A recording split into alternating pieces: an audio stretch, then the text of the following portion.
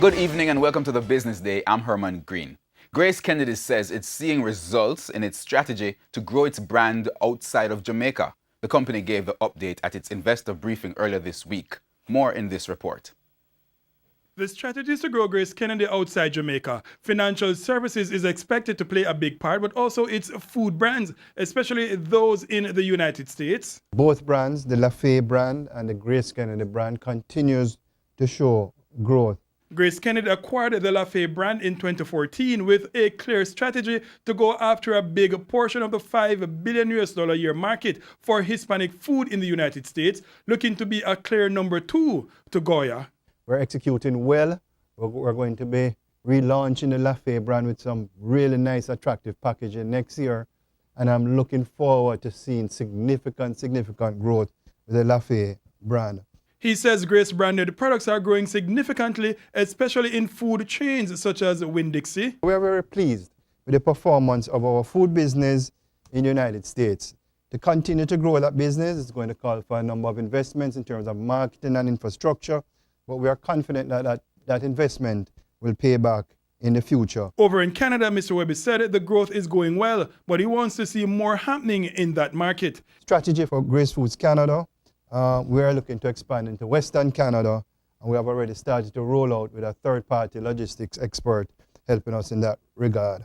In the UK, Mr. Webby says that the company is having challenges, but has designed a means around that, which is yet to start bearing fruit. For the Business Day, I am Dashan Hendricks. Prime Minister Andrew Holness says he is confident the target of achieving 5% economic growth by 2020 is still achievable. Doubt was cast on the target, which was set last year in the 5 in 4 campaign by former co-chairman of the Economic Program Oversight Committee, Richard Biles. But Mr. Holness today reaffirmed his belief that it will be achieved.